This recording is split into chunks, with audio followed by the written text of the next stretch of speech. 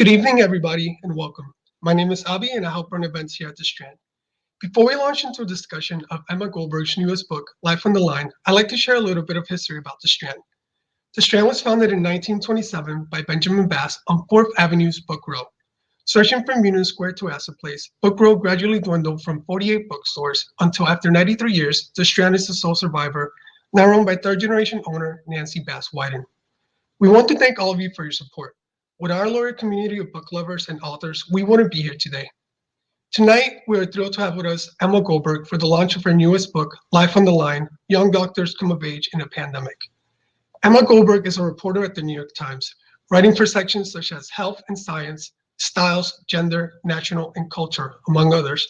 Her cover stories have featured campus techlash, surgeon moms, young women running for office, and low-income medical students. Since the start of the coronavirus outbreak, she has turned her focus to the lives of students, physicians, and nurses battling the pandemic. She is the winner of the Newswomen's Club of New York Best New Journalist Award and the Sidney Hillman Foundation Sidney Award. Goldberg received her bachelor's at Yale and master's at Cambridge University. Joining Emma in conversation tonight is Mara Gay. Mara joined the New York Times editorial board in April 2018, where she covers politics and New York. Mara is also an MSNBC political analyst, appearing regularly to discuss national politics.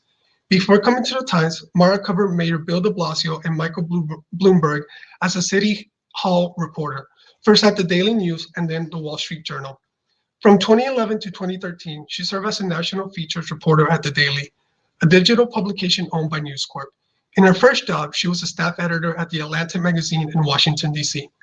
She began her career as a columnist and editorial board writer for the Michigan Daily at the University of Michigan in Ann Arbor. Mara grew up in Brooklyn and Westchester. She is a city kid who is happiest in New York City and the great outdoors. So without further ado, please welcome Emma Goldberg and Mara to the stage. Hi, everybody. Again, my name is Mara Gay, and I am lucky enough to be a colleague of Emma Goldberg and also a dear friend. I'm so proud that she is here at the Strand at our hometown bookstore, able to talk about her first book with you, Life on the Line.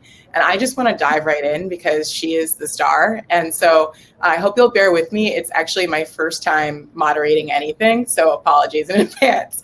Emma, congratulations. I'm so excited for you. I'm just wondering if you could just start by telling us a little bit about this subject matter. I mean, your book is actually among the first, I think, to be published anywhere about New York's first wave in COVID, which was brutal. So, some folks may have a hard time reading about the pandemic, especially about what happened here in New York City.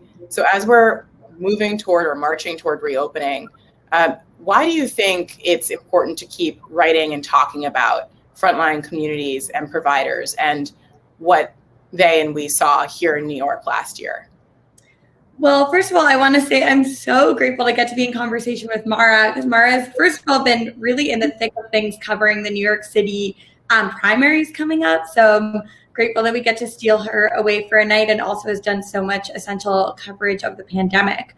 And that's a really great question, and I think a really interesting place to start, because I definitely have heard from some people as the book has come out, isn't it a little too soon to start processing or start reading or talking about the stories that have come out over the last year? And first of all, I think I am hoping that the book is really just a snapshot of one moment in time in a large crisis that's really still very much ongoing around the world, and also here in the US, particularly in communities where people haven't been able to access or for any reason haven't gotten the vaccine. This is a crisis that's very much ongoing. And the book is really just a time capsule, I think, of some of the early weeks here in New York City. And to me, it was a really powerful story to tell, and a powerful way to zoom in on that particular moment in time. Because the early weeks of the pandemic in New York were a really an eerie time and a frightening time for a lot of different reasons. First of all, the streets were very much empty and the hospitals were packed. Then all you could really hear all day was the sound of sirens. And for reporters, I think like both of us, it was also a really eerie time because there was a certain kind of paralysis. Like a lot of the ways that we're used to interacting with the city evaporated, and we couldn't really be out there reporting in all the same ways that we normally were. So for me, it was a real gift getting to connect with a group of young people who were stepping onto the front lines and doing something incredibly constructive and valuable for the city. And at a moment when so many people were kind of struggling to figure out how to respond. So I was really grateful to connect with these young doctors. Can you actually talk just for a moment about what it was like to be a reporter in those early days of the pandemic? I mean, I imagine that's when you started laying the groundwork for this book. People imagine going out reporting on the street, but what kind of work were you doing that helped lay the groundwork for this book? Yeah, I'm so glad you asked that, because it was certainly a really strange time, particularly in the early weeks. And I started doing a little bit of reporting on medical students and how they were responding to the crisis. And one of the fascinating experiences for me was realizing that in some ways, what reporters were experiencing was really mirrored by final year medical students. Because in March and in early April, they were all stuck at home, kind of wondering how they would be able to put their skills to use. A lot of them had been sent home from the hospitals, and reporters were really experiencing a similar thing. We were all kind of, to a large extent, locked in our homes and unable to be in the hospitals. And I found myself really connecting with some of the final year medical students who knew that they had the skills to help out, but weren't sure that they were going to be able to have the opportunity to do so. And then I ended up reporting a story for the Times about the medical students who actually had the option to graduate early and dive right into their medical care. Some of them graduated on a Friday, and that Monday they started working in the hospitals. So they really just speeded right to the front lines. And that, for me, as someone who is around the same age as them, even living not that far from them in the city, that was just an inspiring thing to watch, that they were diving right into the crisis. So that's a great jumping off point. For those of you who have not gotten a chance to read the book yet, it probably won't take you long. I admit this is embarrassing for this audience, but it sometimes is hard for me to, it takes time to get through books these days. But Emma, I got through yours in no time. It was a weekend, I believe. The book follows a small group of medical students who are graduating into the pandemic. Elena, Gabriella, Iris, Sam, Jay. I hope I'm not missing any, but their stories are extremely compelling. And the thing that's really striking is that these are extremely young people. So these are ordinary folks who've been thrust into something very difficult and historic. They've shown extraordinary reserves of courage. Where do you think that comes from when you're talking about these young graduates? Yeah, I think one of the greatest gifts of the reporting process was getting to see their kind of definition and understanding. The siren now, right? For the sirens for dramatic effect. Yeah, sorry, I'll let that pass. Just conjuring the spirit of last spring here. But I think one of the most inspiring parts of the reporting process was seeing how their definitions and understanding of courage was sort of changing in real time as they started to do the work that they'd been trained to do.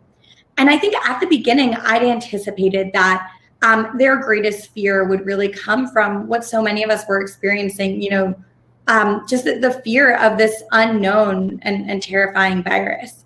And something I was really inspired to see was that all of them delved into the work without a lot of fear, really, of falling sick themselves. And I think where their fear really came from was the worry that they wouldn't actually be able to do the life-saving work that they wanted to do.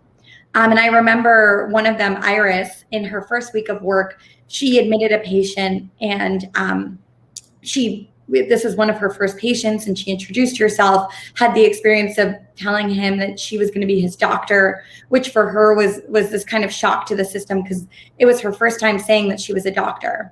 And after a few hours, he passed away. And she had this moment of feeling like maybe she shouldn't have volunteered to come work in the COVID wards, because she felt this deep grief, and simultaneously this sense that maybe she didn't have the right to feel that grief because she had voluntarily showed up to do the work. And whereas others had, been called to do this work, they had already been spending years or decades working in the medical field. She had signed up, and she felt this sense of guilt for feeling both sad and for feeling like she wasn't able to save this patient's life, which was the reason that she'd gone into the medical field in the first place. And so I think that for me was a really fascinating moment when she called me to tell me that she was experiencing all those layers of guilt and grief, because I realized that for her, that the courage was not necessarily in doing the work, because she knew that she had to do the work. She knew she had to put her own health and her own body on the line. The courage was in sort of grappling with the layers of what she was and wasn't able to do, and the lives she potentially wouldn't be able to save even while doing this life-saving work. So I think it was really a shift in understanding what courage really means for people doing the work that they've always known that they wanted to and were trained to do. I want to go back to the beginning for a moment, to the first question that I clumsily asked you. But, as I'm listening to you talk, and as I reread the book, I was thinking about how difficult it is to report out and write and share these stories, especially at a time when so many Americans especially are looking forward to pretending like the pandemic is over, or hot fun summer, or what have you. So I'm just wondering if you could give readers and folks here at the Strand a sense for why you felt mission bound to tell these stories that so many people have a hard time looking at. Yeah, I think that's a really important question. And I think I was reading recently about why there aren't that many monuments or memorials to the 1918 pandemic. And one of the arguments made is that, first of all, there was like this rush to kind of forget the national trauma. And also there was a rush to develop a narrative that what had happened was that some foreign agent of disease had come from abroad and tried to kind of take down the US, and the US had battled it back and rushed into the 1920s and the roaring 20s. And it kind of got subsumed under the narrative of war and of the US like conquering something unknown and then rushing into the next decade. And I think that is a very sort of a natural response to crisis, is to kind of point blame on the other, or kind of feed into xenophobic narratives and start just pointing fingers and then rushing back to normalcy without remembering how many people are not flourishing under normal times anyway. And I think the pandemic this current pandemic has a lot of really critical lessons for us about racial health disparities, about inequity, about, who isn't thriving and who doesn't flourish under normal times.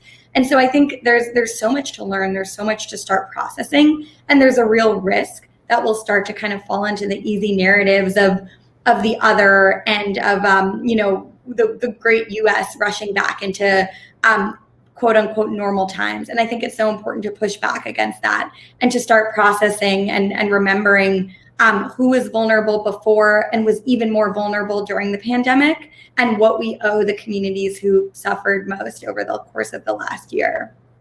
Well, that's a great segue, because several of the doctors that you followed are from underrepresented minority groups. Was that a conscious decision on your part? Yeah, I really wanted the group of doctors who are in the book to represent in some ways a new generation of American medicine, and also a new set of kind of desires and identities that draw people to the medical field. And for that reason, I wanted to kind of seek out doctors whose identities were really central to the medical care they offered, whether that was Iris, who's a first-generation American and whose parents had a certain degree of skepticism of the U.S. healthcare system, or Gabriella, who is Hispanic and who was told growing up at some points that maybe she shouldn't bother pursuing medicine, or that she should look toward an easier career. And she knew too that there wasn't that much representation of her community in the medical field, which both kind of frightened her and also redoubled her commitment to pursuing medicine in spite of that. So I wanted to kind of explore all the different faces of the medical system and also all the challenges that people confront when they go into a field where the other providers and mentors and supervisors don't necessarily look like them in the communities they came from. So, before we move on from this, I just want to pause there because I hope that people watching really hear what you're saying. I think it's really important. The perspective that this new generation of doctors, as you describe it, are bringing to American medicine at an especially vulnerable time is really interesting. And I just think you write so movingly and with such empathy and power. And I won't read anything long, but I just want to share this one sentence that I think really sums up where you're coming from in many ways, which is, for some doctors, you write, truly hearing a patient's voice is a skill that can prove more difficult to master than dressing a wound or reading an X-ray. It's really powerful, and I'm just wondering, if you saw anything different that these doctors were bringing to this profession because of their life experiences. How did you make those connections, and what did you bring to the reporting from your own life experience? Yeah, I love that question. I really do think that the extent to which the doctors who I was reporting on put an emphasis on trust and on wanting to really build relationships with their patients was something kind of incredible for me to hear and to see, because I think to a certain extent, those are sort of buzzwordy ideas now in medicine, that you need like a patient-doctor relationship and patient-centered care. But for so long, that wasn't the norm. And that's really a push that's coming from a new generation of doctors. And I think one of the things that makes that all the more impressive is that in medicine, there's a lot of kind of rigid sense of hierarchy and a heavy degree to which younger doctors don't necessarily always feel empowered to speak up to older or more senior physicians and kind of tell them the new sensibilities and the new ideas that they're bringing to their care. And so I thought it was really bold and inspiring that we're hearing that from a new generation of doctors, that they're wanting to put their relationships with their patients at the center of their care.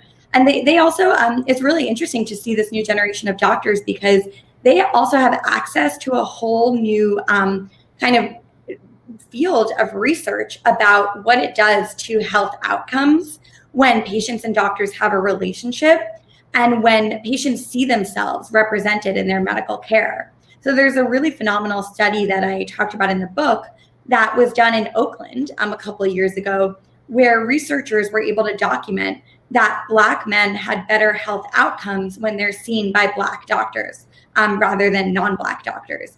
And they were more likely to agree to all sorts of preventive measures like cholesterol tests and diabetes screenings. And what that says is that there's real, life or death consequences. There's real stakes when patients see themselves represented in the medical field. So the whole idea of representation in medicine isn't just a kind of soft, nice to have thing. It's something that actually impacts people's health. And I think that's all the more kind of urgent, and it's a sharper message in the context of a pandemic that disproportionately harmed communities of color. And you saw in the early weeks of the pandemic in New York that Black and Hispanic New Yorkers were dying at 2 times the rate of white New Yorkers. And those kind of statistics, I think, are not just statistics. There are people and their lives behind that. And it's all the more kind of sharp in the context of the message that we need kind of greater representation in medicine and a push to diversify a field that's been so homogenous for so long.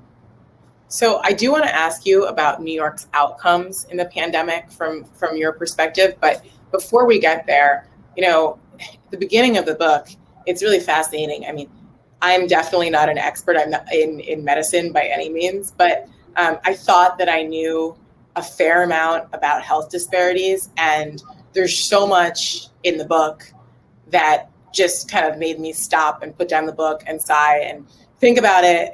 So much I didn't know. I mean, one of those things, right, is you write about how I think it was the 1800s, but you could correct me if I'm wrong, there was a movement to professionalize medicine that essentially ended up shutting down medical schools in communities of color and communities that are in poverty. And so it made it very difficult, specifically for Black Americans to become doctors and serve their own communities, even during segregation. So that is really the foundation for the dearth of doctors that we have, or at least one of the foundations, doctors who are African American. And so I'm just wondering if you could tell us a little bit more about the connection between the disparities and outcomes that we saw in this horrific pandemic over the last year and the basis for modern American medicine.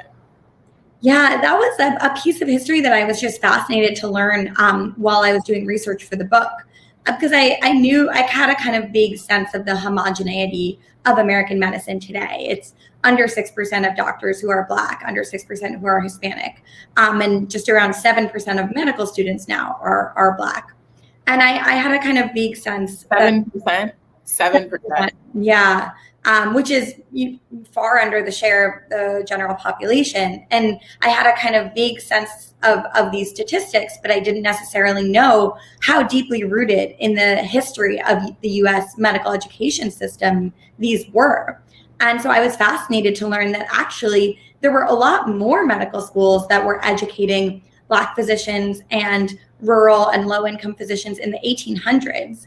And there was this whole wave of medical schools opening all across the US. And there was a sense that American medicine was a lot more egalitarian than the system in Europe, which was very restricted by these kind of elite medical societies. And then at the turn of the century in the US, there was a real concerted effort to actually shut down a lot of medical schools. And a lot of that stemmed from a report called the Flexner Report that was commissioned by the American Medical Association.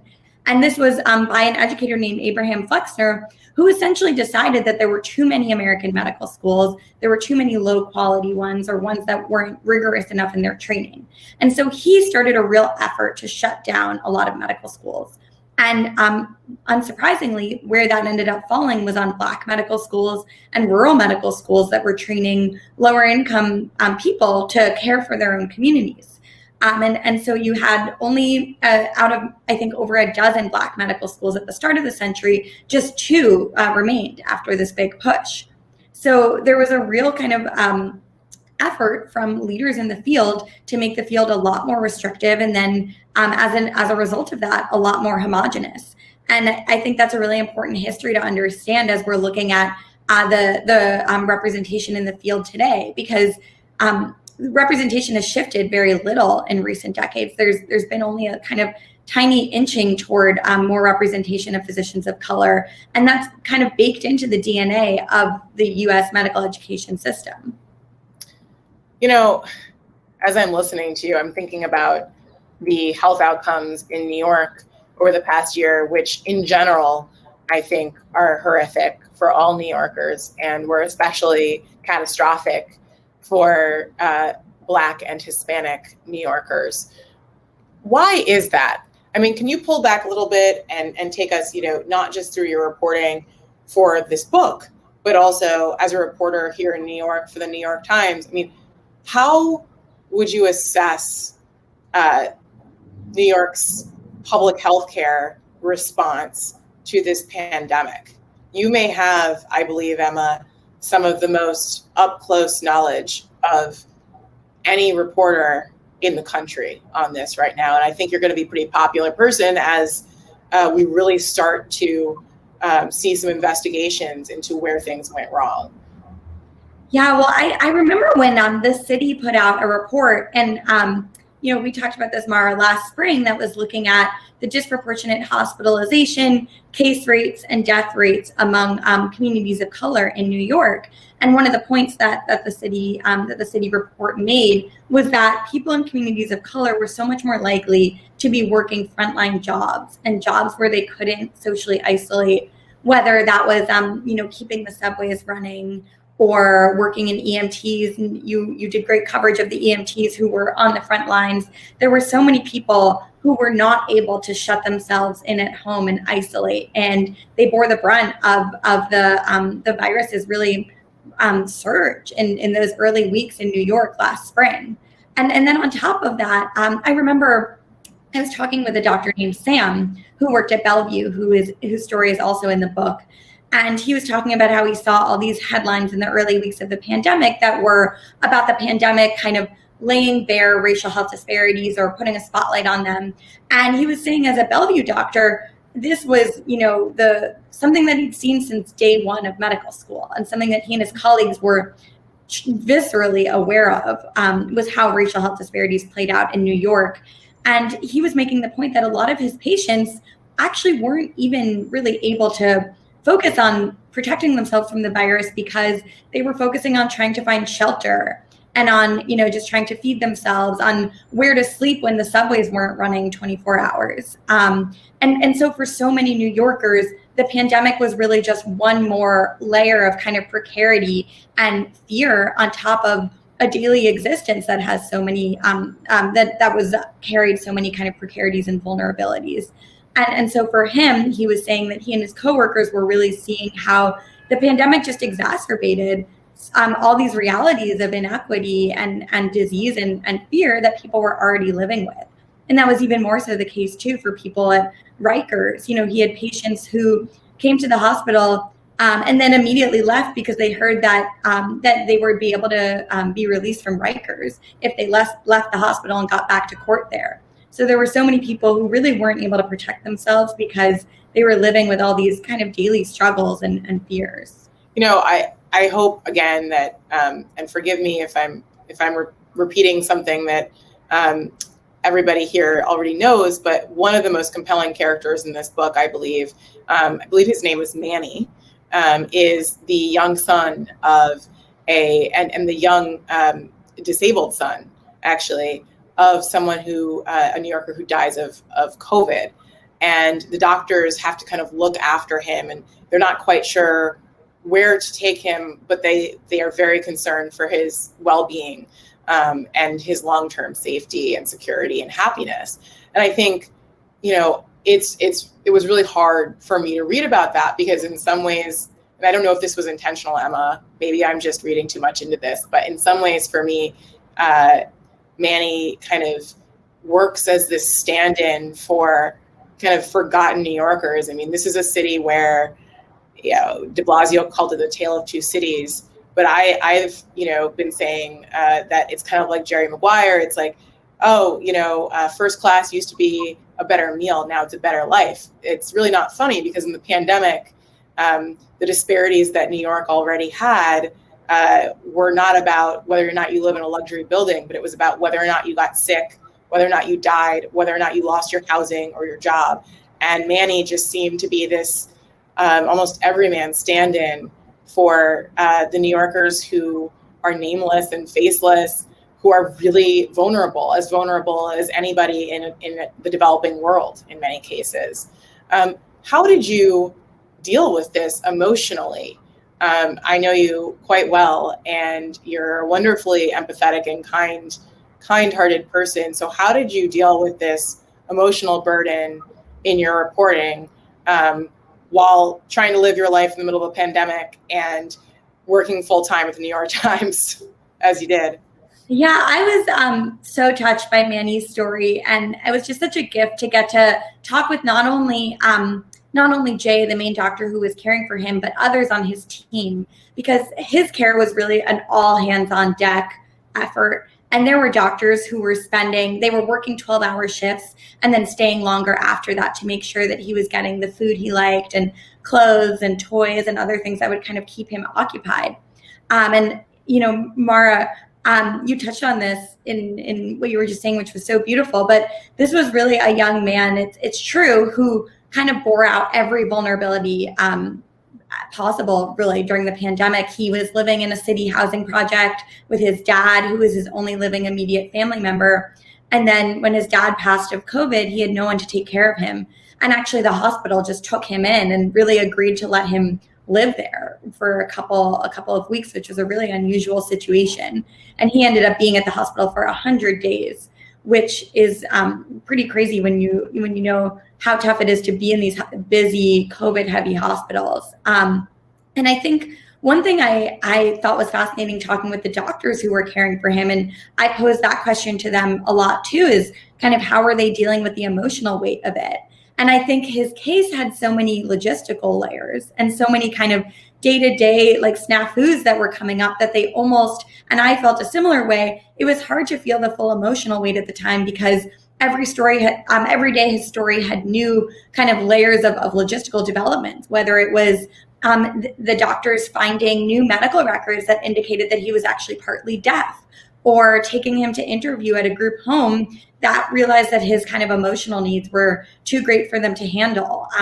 Or they had a doctor who was sent to his old apartment to try to find some medications and other things for him. And they found out that his dad was a hoarder, and it was hard to even get around the apartment and find anything because it was filled with things. And so every day there were all of these new kind of logistical developments in his story. So it was hard to really feel the full kind of emotional weight of what he was experiencing until the end, when he was actually released from the hospital and was taken in at a group home. And then it was possible, I think, for me and the doctors to really zoom out and look at the story of what this young man had just experienced, which was just kind of persevering against impossible odds. And then also just getting to see videos and photos of him, and he was really actually such a joyful young man, and he brought out a lot of the joy in the hospital too. He would be walking around playing songs on someone's iPhone, or, getting the doctors to come over and bring guitars and play La Bamba with him. So I think in spite of everything, the amazing thing about his story was that it had these real moments of light, both for him and for the doctors who were going above and beyond to care for him. I think that's really well said, because along with the fact that there are so many vulnerable people, millions here in New York and around the world, you do such a great job in your reporting of making sure that, this book is not a tragedy tour. It is not a poverty tour. This is about human dignity and the fight for that. In the face of really one of the darkest moments, I think, in New York's history. And it's just a really powerful testament to that. So I can't urge y'all enough to read this. I don't want to get emotional, so I'll stop there.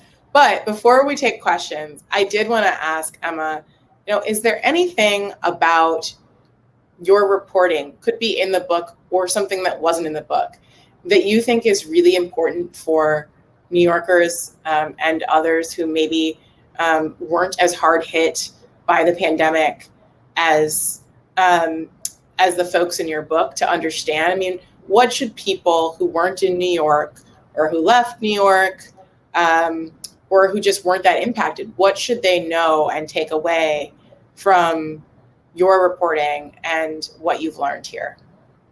Yeah, I think that one of the things that really stands out to me was the degree to which it felt, both for doctors and patients, in really all senses, like a war zone, or like they were on, like a battlefield. And I think for some of the doctors, there was a kind of frightening aspect to all this, because their hospitals were referring to them as the coalition forces or the COVID army. You had the NYU students who graduated last April, and they had this early graduation on WebEx. And their administrator came on and greeted them as the COVID army who was coming into battle. And I think as young people who had been expecting to spend, a couple months preparing for residency, which is really intense, kind of taking in the lessons of medical school, maybe doing some celebrations with family, and suddenly instead they were being thrust into what, for all intents and purposes, really felt like a war. And I remember this too. I think both of us saw as reporters, there were these headlines in the New York Times saying, the quote unquote from doctors, it feels like a war zone, and they didn't have enough PPE, and they just felt like they'd really been left behind and just kind of like left out to dry by the city government, by the federal government. they felt like they didn't necessarily have all the support they needed while they were going in to confront impossible circumstances. And I think there's going to be a real kind of mental health epidemic following on this pandemic that hospitals are going to have to deal with, that doctors are going to have to deal with, that ordinary people and New Yorkers are going to have to deal with. And I think it's kind of hard to wrap our minds around all of that as we're celebrating. We had our big day of reopening yesterday, and people are eager to get out and start celebrating. And I think that's an understandable impulse. And I think also that we probably are not fully processing the degree to which we're going to have a mental health crisis that is particularly sharp in this city and for frontline providers in the years to come, because what they saw was just incredibly challenging, and they didn't always feel like they had the support that they needed from higher ups. Thank you so much, Emma. So we have some really good questions here. One is a great segue, actually, from Jasmine, who asks, she says, historically, becoming a doctor has been seen as an affluent career path, whereas becoming a nurse has been viewed, for the most part, as a working class career. So during the height of the pandemic, she says, we saw a celebration of all essential workers. How do you think, Emma, that society will see all essential workers post-pandemic? And I think it's a great question. I think you don't need me to tell you this. It's beyond doctors, I believe.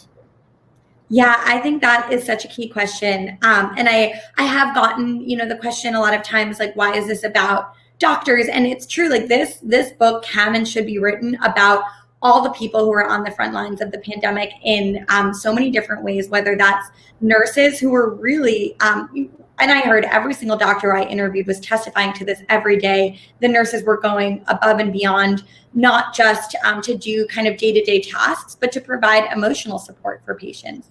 Because in a lot of cases, the patients couldn't have family members with them. And so the nurses were really standing in as their loved ones, holding their hands, providing emotional comfort, sometimes holding up an iPhone so that the patient could FaceTime their family members. So the nurses were going above and beyond, and there should be and have been many excellent stories written about what they saw as well.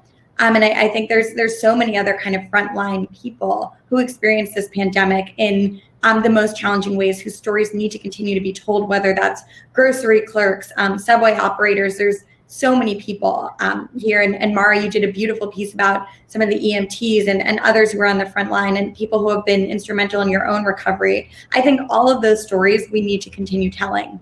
And I think there was, for some of the doctors, a sort of strangeness to the fact that last spring we were all out at 7 p.m. every evening applauding. And then that kind of fizzled at a certain point. And now we're seeing, again, a rush toward reopening. And I think we need to kind of continue to think about how to memorialize those who were lost, but also how to celebrate those who served in different ways. And New York had the beautiful memorial that you again have spoken about and written about, Mara, in March, I believe, to those lost to COVID. But I think we need to kind of continue to think about the best ways of memorializing and the best ways of celebrating those who unquestioningly just rushed to the front lines and put their own bodies on the line to serve. Yeah, I totally agree. I mean, we had those fireworks from Governor Cuomo yesterday, and I love a party as much as the next girl, but I just thought it was really strange considering the fact that we are still in a pandemic, people are still dying every day, and we really haven't done enough, I think, to memorialize those who we've lost. So there's a lack of closure there, but that's a different conversation. Michael asks, it's a good question as well. Michael says, I can't even imagine the level of stress those new doctors had being thrown onto the front lines. Did any of them express anxiety or stress about the experience or about student loans or anything of that sort? Yeah, that's a great question. It's certainly an incredibly challenging way to start your career.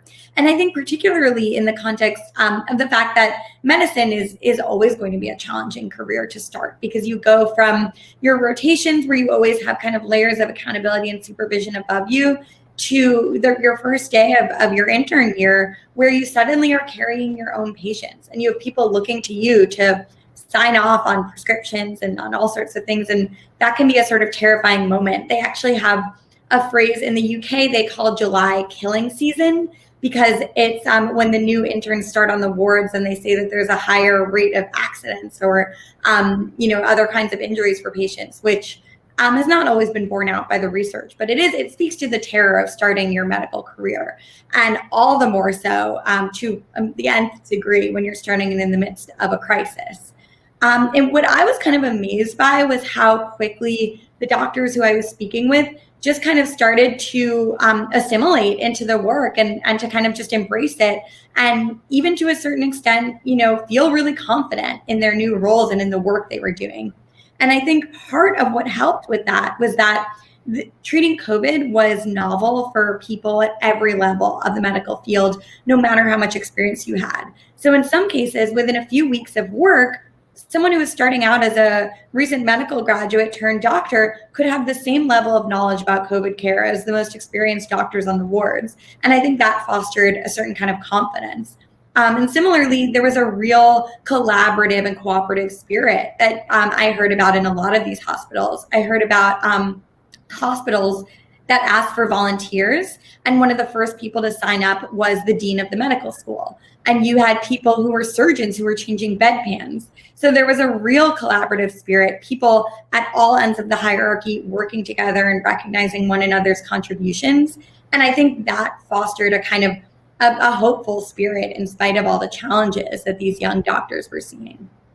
So Timothy asks a question about whether there are any lessons that India, which is being ravaged by COVID, unfortunately, sadly, right now, that India and other countries who are right now going through that can learn from what your subjects learned in their early days of the pandemic here in New York City. And you can take that to mean kind of from a medical point of view, in terms of patient care or health systems. I don't think we've gotten much into kind of an assessment of how the public healthcare system here in New York City performed. But if you want to, you can kind of answer any part of that you're up for. Yeah, that's a great question. And I think, again, speaks to why I really want this book to be just like a time capsule, one moment in one city, because this pandemic is very much ongoing, like we said before, in so many parts of the world right now. And I think it's hard to say right now what lessons the U.S. has to offer, because there were a lot of stumbling blocks in the U.S., or a lot of stumbles and a lot of stumbling blocks in the U.S.'s path through the pandemic. There were cities that reopened far too soon. There were people who rejected some of the science at all levels of authority. And so I think it's hard to say what lessons there are necessarily to be learned from the U.S. response. I will say that I think something hopeful is that we saw how much the protective equipment works when we have it, because I was really fascinated to see that of all the doctors I followed, none of them fell sick in the hospitals. And then those who did get sick fell sick outside the context of the hospital. So they all said it too, is the protective equipment was extremely effective. And, when it was available, it was really useful.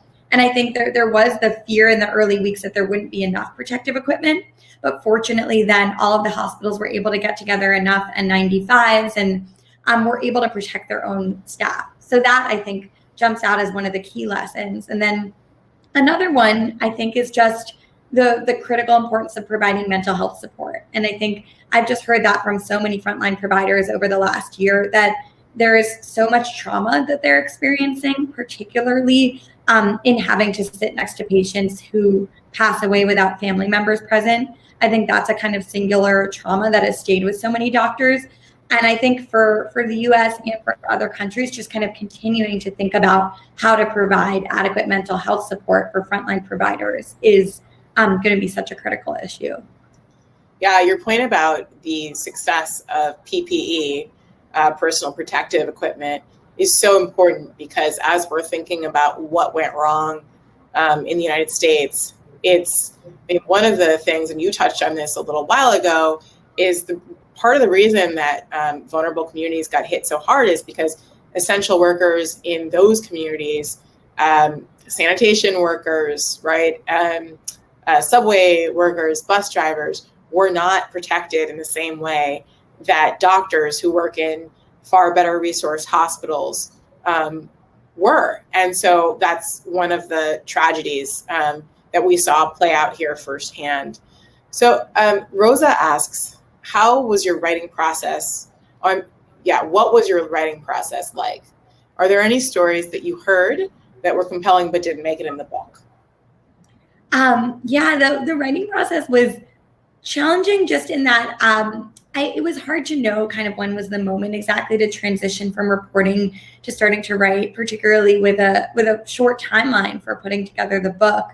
And it was also just challenging because the writing involved a lot of re-reporting, of circling back to the doctors and asking them a million questions to fill in details of what I hadn't seen. But it was also a really exciting writing process because I've been used to just doing so many kind of quick turnaround articles and just short pieces where you're on a deadline. So being able to kind of retreat from that news cycle and just kind of spend every morning when I woke up just kind of doing writing that I wouldn't be sending to anyone right away, and that wouldn't be going up online within a couple of days. It was just kind of writing in a little bubble. And that was just such a treat for me because it's something that we don't always get to do in media and in the newspaper industry. Just writing without really a deadline and without immediate editorial feedback. So that was a treat. And it was also very much enabled by not having a commute to work and by the kind of shakeup in all of our lives. I was a little bit away from the normal routines of non-pandemic life, which allowed for a lot more writing time. And a story that that did not make it in the book. There are so many of them. I did speak with a wonderful woman who I didn't end up getting to include in the book, but she was working at a hospital out in Staten Island. She was a CUNY graduate. And one of the things I loved was that this is another woman who graduated from CUNY early to go work in the wards. And she actually ended up working on a team with her brother and her best friend, who were all doctors as well. And they were all in the COVID wards together. And actually, she fell sick with COVID not long after starting. So she was one of the people who did fall sick while treating COVID patients.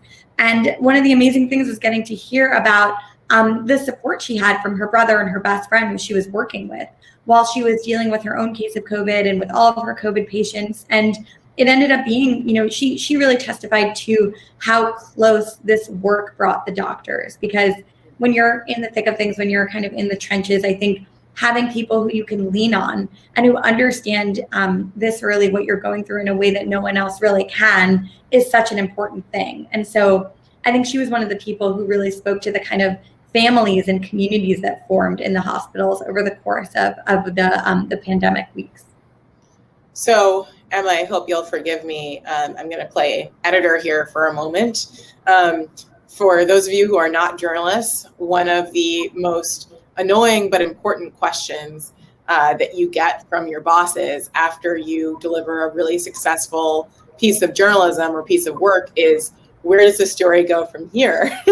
And so you are now on another assignment. And so I'm asking you that, Emma, not just for you, but for this story about New York in a time of pandemic.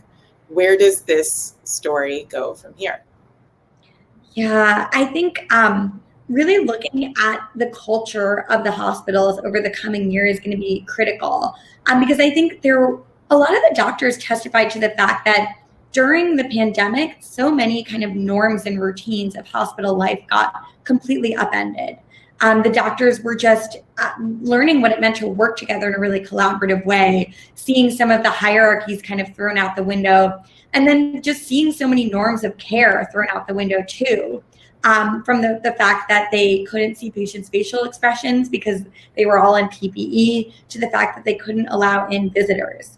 And so I think during the pandemic, there were things that changed for the good and there were things that changed for the really bad in the hospitals. And I think one of the questions that's going to be continually really important for the hospitals is how do you keep the good that changed during the weeks of pandemic response while, shifting back to normal, and for some of the norms that were changed really for the worse. So some of the hospitals are now beginning to let back in visitors, which is critical. And was kind of a slow change to come back because the hospitals were understandably really cautious. And they're starting to figure out better modes of communication. There was a shift to telehealth in a lot of ways. So there's all sorts of shifts that happened. And I think one of the key questions is going to be, how do we keep some of the good collaborative, non-hierarchical modes of working that emerged during the pandemic while shifting back to normal in other respects, particularly in terms of allowing visitors? And then I think just the most critical question is going to be, how do we allow for a recovery that's really equitable and that doesn't leave behind the communities that were most devastated by the pandemic to begin with? And I think the economic crisis that devastated the city has touched a lot of people's lives in ways that are just as visceral as the pandemic. People have lost jobs, small businesses have shut down, and there's a real danger that we kind of rush into a recovery that doesn't lift up everyone, and particularly that doesn't lift up the communities that were most left behind during the pandemic. And, we have primaries going on in New York right now that are touching on that question in a really key way. And I think some of the young doctors can speak to what an equitable recovery looks like in a really critical way. So I think just continuing to kind of bring many voices into the conversation on what a fair recovery looks like will be such an important question. And for me, I felt like it was such a treat getting to know the young doctors in this book, getting to hear and share their stories. And I want to just kind of continue to ensure that young people in the medical field feel that their voices are being heard, that their stories are being heard, and that they have a microphone from which to share their experiences, because all too often in medicine, you kind of hear from the most senior people in the field. So I think that was kind of three things, but I think first of all, just kind of figuring out what hospital culture looks like from here on out, and then thinking about what an equitable recovery looks like for the city as a whole, and then continuing to hold a microphone to the people who saw the inequities and the challenges and trauma of the pandemic most kind of close up, just kind of giving them a platform continually to share their stories. Those are all things that I'd like to continue to follow, and that I hope others do as well. Well, before we finish up here, I hope it's clear that, journalists don't like to talk. We don't like to talk about ourselves. We're pretty uncomfortable about it. But just listening to Emma, I hope you can all get a sense for why it is that journalists are considered to be essential workers under state law here in New York, because we are. And I'm just wondering, Emma, what do you do to stay sane? It's not only doctors who have kind of been on the front lines, it's reporters like you. So how are you healing and recovering?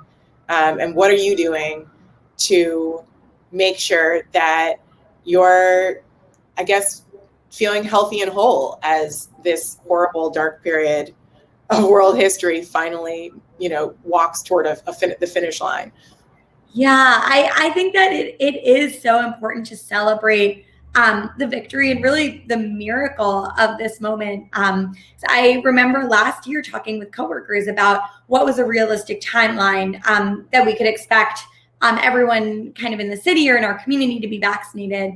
And the fact that, 70% of New York has been able to get vaccines is really a miracle to celebrate. The fact that we can start to reopen businesses, because that's so important for the business owners too. I think that celebrating the moment is critical, even as we process and memorialize and remember. I think we kind of have to figure out how to do all of that at the same time to, celebrate this summer when we could do so much more than we could last summer, when we could be with friends and hug our families. That's key. I think we have to do those things because it's a hard-won victory. And I think we can do that at the same time as processing everything that has hit the city over the last year and is continuing to hit the city. So kind of mingling the joy and the grief all at once, I think, is really important. Okay, I'm going to push you on this. what are you doing for your own emotional health? Reading, running, swimming, seeing friends. Well, What's your advice? Yeah, that's a great question. Maybe forcing you to hang out with me and fun things. That's not hard. But I also do think, I mean, one of the greatest things about being done with the book is getting to dive into a very big stack of books that I've been wanting to read. And I have been raiding all of my local bookstores. There's been so many good books coming out, and I am so excited to just spend a lot of the summer reading more fiction and then reading some nonfiction. This is going to make me sound like a hypocrite, but I don't know that I'm ready for any pandemic-related nonfiction yet.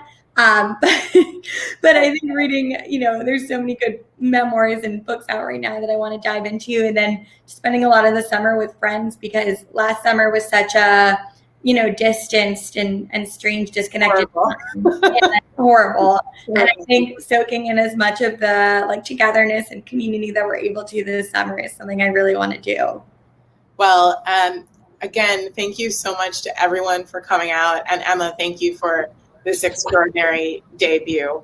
I really appreciate your work so much, and congratulations. Thank you so much, Mara. Thank you for such a wonderful conversation, for being our facilitator extraordinaire, and thank you for everyone who came out. It was so fun to see people's questions in the chat, and I'm really grateful to you all for making time for it. Thank you to the Strand as well. Thank you both so much. In all seriousness, it is a very important and impactful story which you recorded. So thank you for sharing that experience with us. To our audience members, if you want to make a purchase of Emma Goldberg's book, Life on the Line, you could do so at the link at the bottom. It's that green link. So thank you both so much again. Have a good evening, everyone. Thank you. Everybody.